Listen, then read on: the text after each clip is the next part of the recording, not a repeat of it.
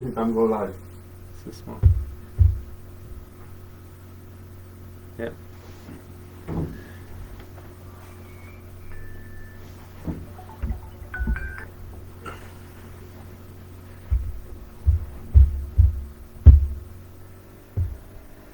Hey guys, welcome to another Avalanche safety talk. Today we're gonna talk about IProbe. That's a probe from PIPS.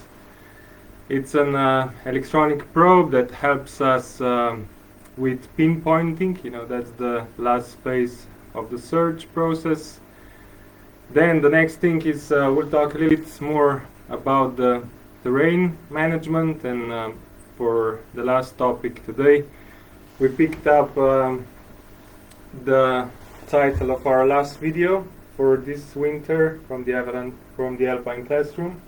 That's how to pick up your backcountry skis.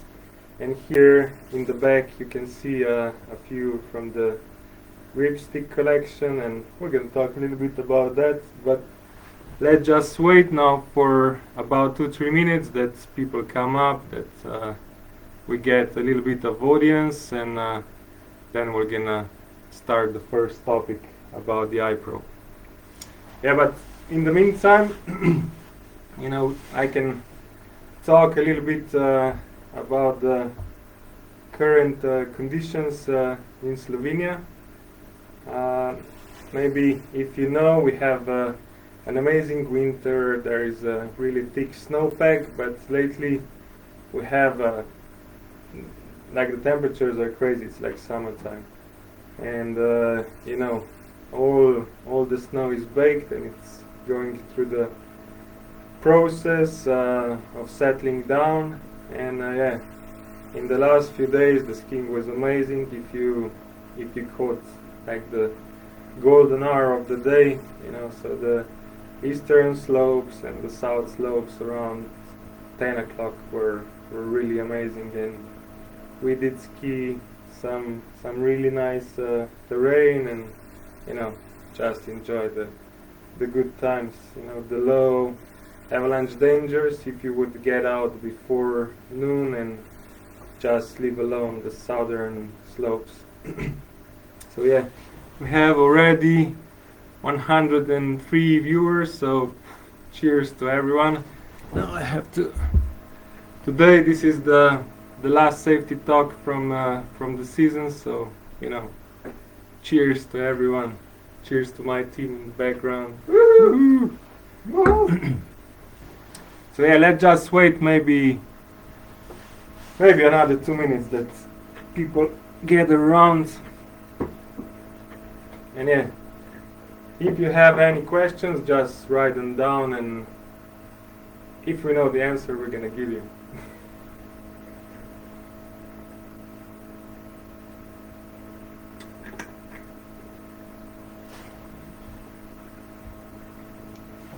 So yeah, today I'm really happy. I got the new, you can see in the background here, I got the new Elan Ripstick 106, the black edition, and I'm really looking forward to see how this one performs, the brand new one, on the snow. And next week we're gonna travel down south to Macedonia and Kosovo for a little bit of cat skiing, ski touring. Unfortunately this year we had to cancel the Heliski season, so the guides, we didn't get the yearly dose of heliskiing, because after you spend a few seasons heliskiing, you kind of wait all season long, when you're gonna start to the season, to ride the amazing mountains with the magic carpet. So yeah, maybe now we can start our the topics. Yeah, so first about the iProbe. So it's the new iProbe. It's a VT version. You can connect it with the phone like the other devices from PIPS. So yeah, I really like this new one because it has it's really well marked, the 40 centimeters, and then we have another mark at 1 meter, just to easily read the burial depth.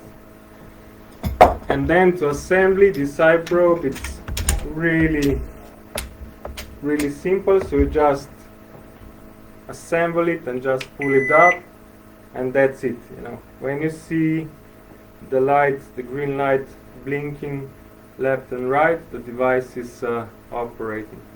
So this is an electronic IProbe, and it's gonna tell you that without physical heat, you're gonna get sound and visual confirmation that you are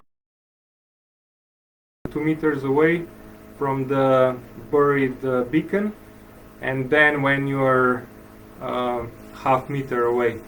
So it really comes handy, you know, as we know, the avalanches, the rescues, they're really stressful situations, and this is a really simple tool, but it gives us a lot of information. Because with probing, you know, we're not practicing a lot. We don't have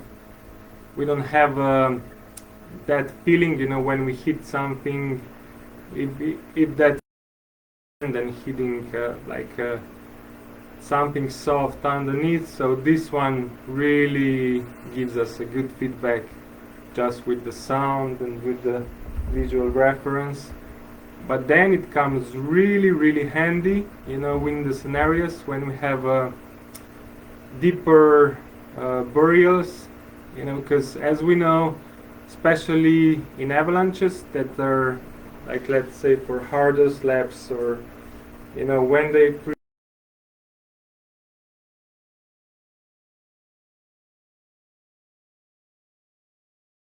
straight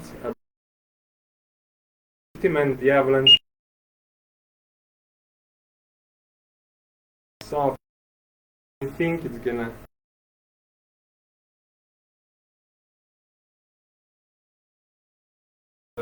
electronic ground. So let's just see how it works. I'm gonna show you the basic features of this probe. So it works for all kind of beacons, no matter of a manufacturer, to 457 kilohertz, and actually for the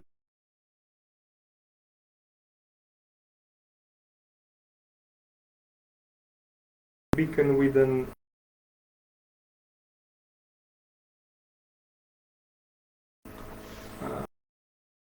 Nekaj prekinem.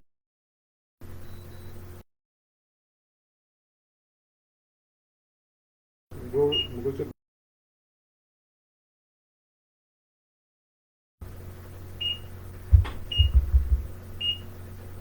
a je tam nekaj.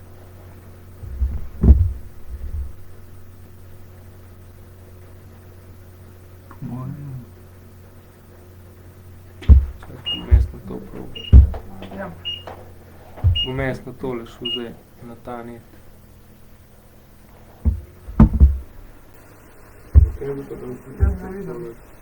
Okay. So we had some troubles. We're live again. Yeah, because I can't.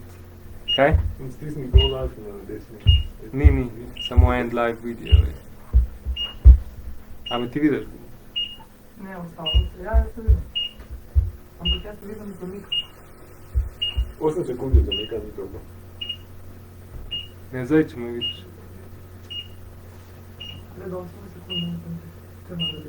Okay. So, yeah, it works out for all kind of beacons, no matter of manufacturer, to 457 kilohertz. But actually, for the PIPS beacons, just get away a little bit more. Yeah, so that it doesn't beep all the time. For the PIPS beacon, you can set that up with your phone when you connect it with the Bluetooth. That actually, when the probe comes to half a meter of a distance, it's gonna shut down the transmitting of the beacon. But when you put the probe out, away from the beacon, it's gonna start to transmit again. So that really helps in the scenarios when we have a multiple burial. So then the signals they can be overlapping, and that really reduces the risk of overlapping signal. So yeah, that's the sound that we get when we get the probe in the 2 meter of a range, and when you get it half a meter away from the beacon, that's the sound that it makes. So yeah, that's it. We can shut it down. So yeah, overall it's a really helpful tool, as well as for novice users, beginners, and experienced riders. And what Pips gets from the field, from the rescue teams, they're never gonna fly out to the scene without this precious tool. Yeah. So if you have any questions about the IProbe, just write it down. I'm gonna try to answer it. And yeah, that's the probe that they use all the time, all year long. I'm gonna switch between shovels. Sometimes I'm gonna use the one with the saw inside the handle. Sometimes I'm gonna use lighter ones if I do multi-day touring trips. But I'm gonna always keep IProbe with me. I also change the backpacks between the 25-liter Jet Force and this 30-liter Pips track that I use mostly for everything, but short daily tours and then for a longer multi-day trips in the Alps. But for sure we don't bivy here, we don't use tents and sleeping bags, and we have food in the hut, so yeah, you can keep it minimalistic. So yeah, to get on, with the second topic, with the terrain management. Aleš, mi lahko sem tle malo pogledaš.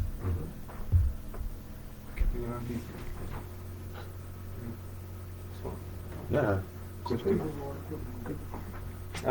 With the terrain, yeah, we have some troubles because I cannot see what you guys see, and yeah, maybe to have that's perfect. Maybe to have it here like that.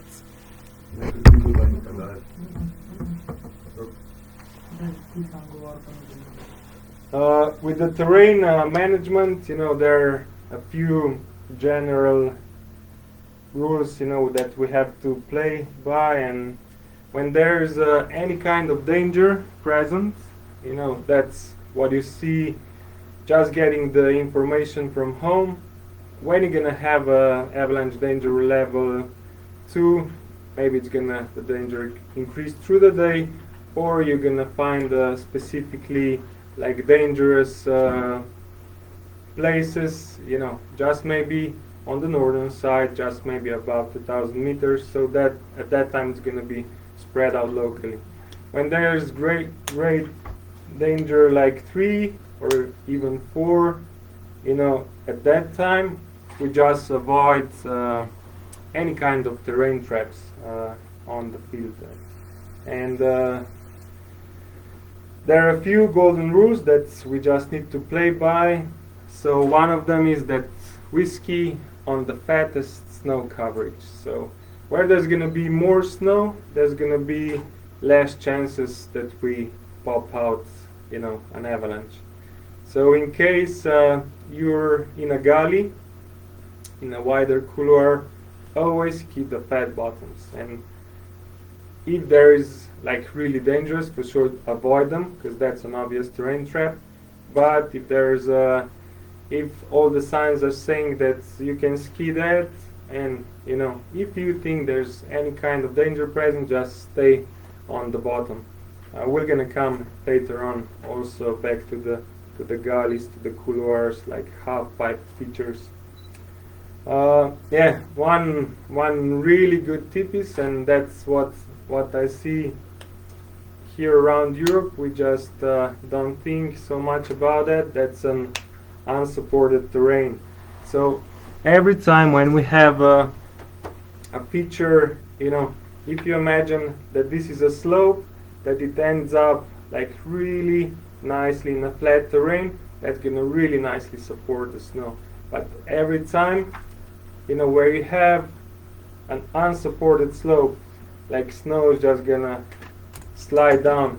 And especially if you ride like more exposed terrain, if you drop cliffs, you're gonna be a lot of time skiing the unsupported terrain. So if you see the dangerous signs, just try to avoid those features, especially if they don't have a nice run out. If they end up in like cave-like features, if you have another slope facing the other side, and especially if they end up in the trees, because the trees they're gonna really make a lot of damage when you travel with an avalanche through them.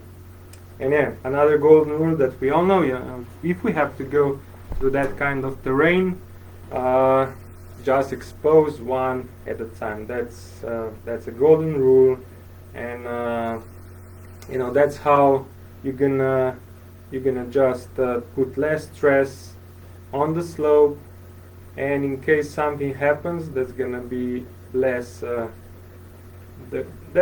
complications with the rescue, of the buried victim.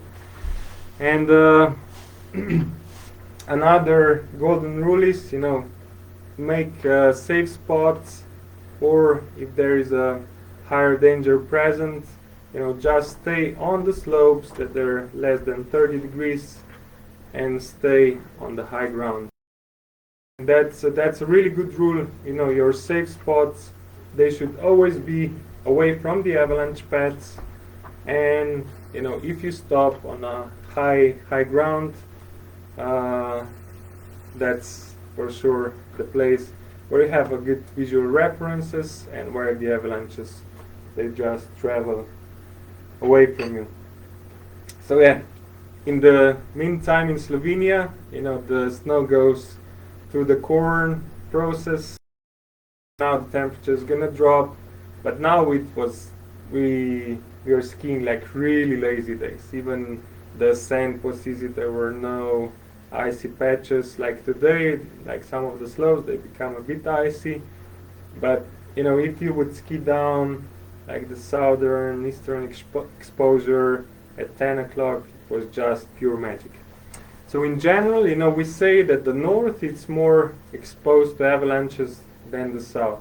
Like that's an overall fact, because the north is less exposed to the sun and the snow gets slower through the transformation.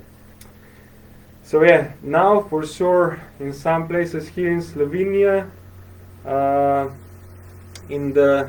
here in the central Julia Alps, where I skied the most in the last days, because we also had some with the friends, we went there, we did some pits, some tests, even in the north, and some of the layers, like I would say, just looking at them, where we would dug out the profile, this is gonna propagate, and we put like really a lot of stress on it, from the shoulder, and it was holding up just when we got a lot of force, with the shower from behind. So for sure, the north at this time in Slovenia, it's gonna stay.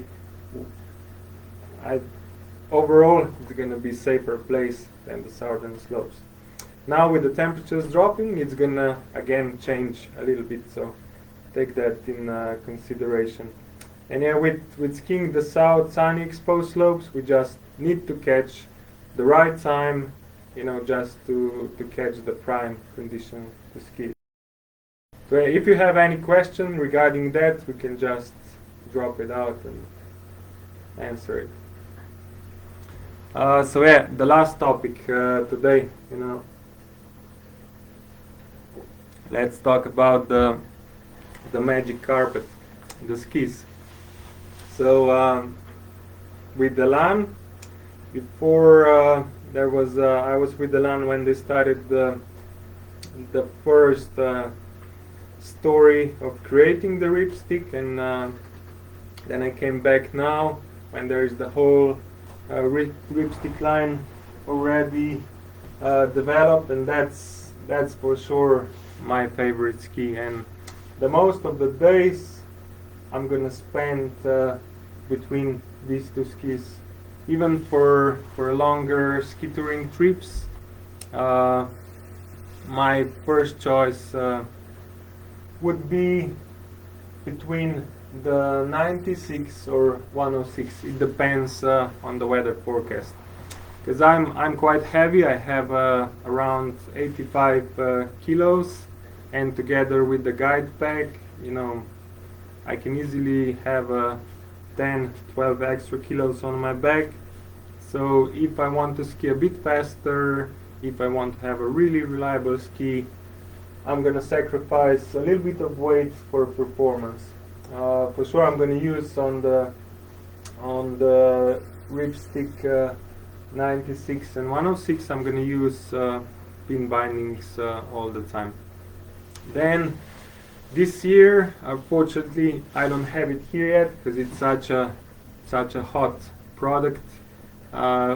We developed also the Ripstick Tour, so the Blaž, who was in charge of this, he wanted to keep the performance of the pre-ride ski, and just with the a little bit of less weight. And the product is amazing. I skied the 88 Ripstick Tour in August in Switzerland, and it was you know, a wind, like snowstorm in the middle of the summer, and we would ski. It's an easy ski day from the bright horn, but the first 200-300 meters were totally iced up. And normally I don't have a lot of trust in touring ski, and with this one I have to say I felt really good. And also the next one, it's Ripstick 94. I had the chance to ski that just a few days ago, and it's a really playful ski. It's a lot of float, you know, for that width, and it gives a really good feedback, so it's a really reliable ski overall. So yeah, and then the 116, you know, the biggest, the fattest ski from the Ripstick lineup. Even in the days where there's a lot of soft snow, even for ski touring, I'm gonna take that one. The one you see, it's mounted with the hybrid binding. I mounted that one just because I thought I'm gonna use it for a month for heliskiing, because there it's much easier. You know, when you put skis out of the basket, a lot of times you're gonna put skis on in the deep powder, and just, you know, of course you clean the boot, and it's much easier just by the sound, by the feel, to say, okay, my binding, it's clipped on the way it should be. With the pin binding, when we fly around, you know, when you have them in the basket, especially when we have a bit softer, warmer snow, when the snow gets under the spring, under the toe piece, it's gonna freeze up in the basket. And then sometimes, you know, as a guide, you're focused on your clients, you secure the landing site, you're gonna listen everybody else binding, and if you don't pay 100% attention on your binding, how it sounds, you know, sometimes you're not gonna properly put on the pin binding, and yeah, that's why I have this hybrid. But for sure, with another setup, I put the pin bindings also on the 116, because it's an amazing ski. I have the longest version. It holds edge really well. It has a nice float. It's really, really playful and reliable ski. And I love those days when I can ski on the widest ski. And then if you're really hardcore, you're gonna ski on this one, because that's made for real girls and men, for sure. Because with this one you actually have to work a little bit to ski on. It's not like the magic carpets that we have here in behind. So do we have any questions? Yeah. You can just read it out.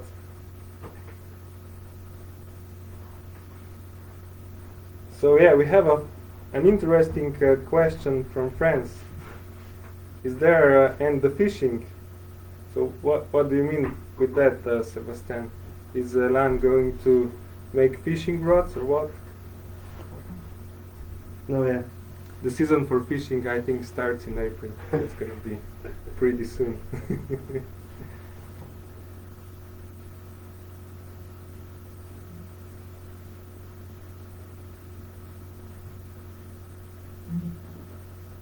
Okay. So we made such good videos that the whole community got all the answers needed. So there's no more answers. Yeah. So maybe I can explain you also a little bit about the week that's gonna come up now. We're gonna travel first to Macedonia and then ski the Shar Planina, Shar Mountains. It's an amazing playground with a lot of different aspects, and also this year they have an amazing snow coverage. So we're gonna stay the first day, we're gonna stay there, then we're gonna maybe travel up to Prevala and Brezovica. And Brezovica, it's an amazing ski resort. I mean, there's not a lot of infrastructure. There are actually only 2 operating chairlifts there, but it's an amazing free ride backcountry access from those 2 chairlifts. And you start on 1,700 meters and you climb up to the ridge, which is on 2,300 meters, and the skis, you can ski down for 1,000 meters down to the village. And then we might also go to a little bit to Jeravica, that's on the borderline between Montenegro, Crna Gora, and Albania. Our friend Sevo there is running the Links Free Ride, the cat ski operation, so we might spend a few days there, and then also go through Valbona. That's our base for heli-skiing, and yeah, if there's a helicopter showing up, we're gonna ski a line or 2. So yeah, if you have any questions also regarding the heli-ski operation that we're running in Albania, just write it down. For heli-skiing in Albania, we have, if I can just give you a few words about that. We have an amazing venue. We have about 1,500 square kilometers of a terrain for skiing. We have 3 different microclimates. So on the western part, we're really close to Adriatic Sea. Then we have the central part, which is on the borderline with Montenegro. And then we get towards Jeravica, with the 3 borderlines between Kosovo, Montenegro, and Albania, and it's more continental snowpack, but because we're so far down south, regarding the avalanches and the snow stability, the conditions are quite amazing, and there's a really good snow coverage every year. We're the only operation there, and we ran maximum 3 groups per week there, so it's a private operation. And we just use the protocols as a remote heli-ski operation, because there's no outside rescue resource there. So yeah, we're quite strict with the protocols. We run only with an IFMGA guides there, but if the conditions are right, if there is the right snow, the right group, the right weather, and everything feels great, we also ski amazing lines there. You can check out the TGR movie Far Out just to see how the terrain looks like. So now I think we have a question to answer. Yeah, Edis is asking if we had any avalanche and ski tours in Slovenia this season. Yeah, unfortunately for the IFMGA guides that we run our business, we were not able to run guided tours due to restrictions. So we did ski tours for ourselves with our friends. For sure, we would ski a lot, and this was also one of the reasons that we started this Alpine classroom, because we had some time, to be creative, to make really good content, and to focus a little bit on just spreading out the word into freeriding and ski touring community. Yeah, regarding avalanches, yeah, we had a few avalanche incidents this year in Slovenia. They were both skiing and like more climbing also related. So it's an amazing season for sure, snow-wise, but also we had some days that we had to be really careful in the backcountry. Yeah, so I see. We have a few questions. Yeah. So the first question, after Sebastian's question about fly fishing, would be from asking how to charge the iProbe and how long does the battery last? So the lifetime of the battery, it's with alkaline batteries, it's 100 operating hours. So that's when you stretch out the probe and when it starts to transmit to work. So that's quite a long time for sure. And then you don't charge it, you just change the battery. That's it. And the warning sign would be when you have the red lights, when you put it together, when it starts, you're gonna have the red lights on, and that say, there's some trouble with the IProbe, or you have to change the battery. Okay, so the next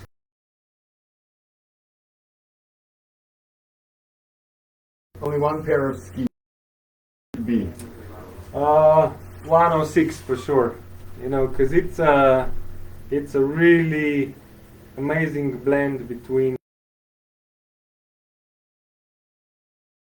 the feeling of flying low.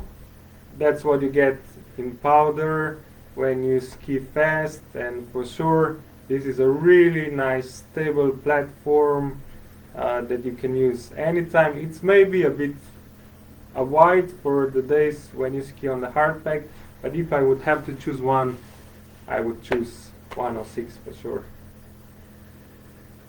Okay, the next question would be from Matej. A few more words about the avalanche conditions in the upcoming weekend. Yeah, so I didn't really check the weather into details, but the general thing is that we're gonna still have the sunny weather without precipitation going on, and the temperatures will drop.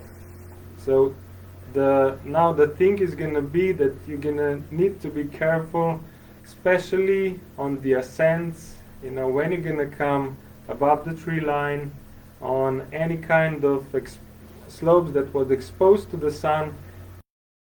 So that comes from the southeast, south, and the southwest, because you can expect until 10 o'clock, you can expect that you're gonna travel through icy terrain.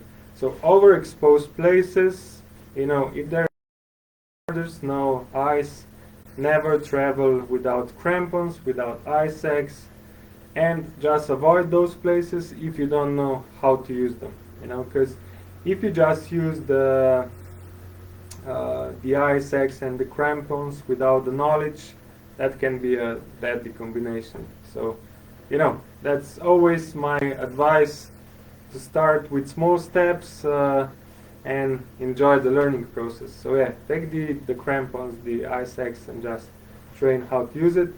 Or of course, if you come to our one of the courses, we're gonna be more than happy to show out, you know, how it's used.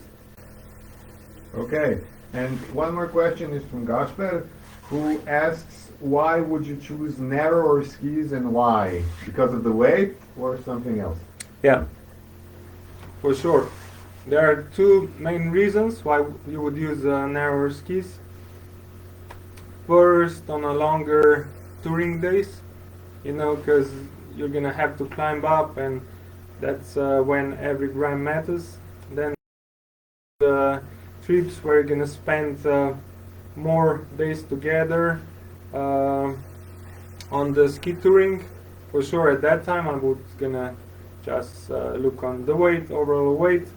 And also the third thing is that you know, the wider skis, they're gonna put more stress on your knees and on your hips when you ski through the bumps, through the harder snow, you know, because there's more leverage on your skis.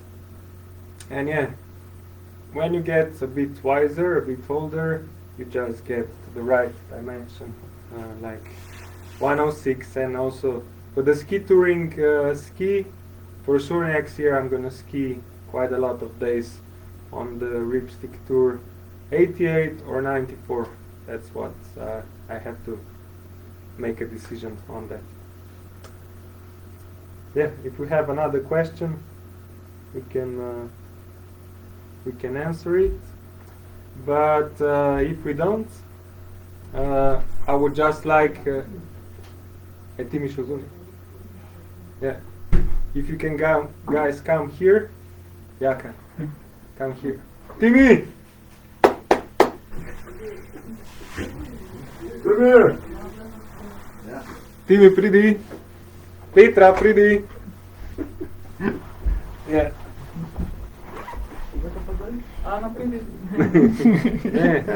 So that's the part of the team that was making the Alpine classroom. So till next year, I would just like to say, you know, have a safe season and see you around, and yeah. See you next season. Bye bye. Bye bye. Let's hope for more snow. Rok. Yes, my man.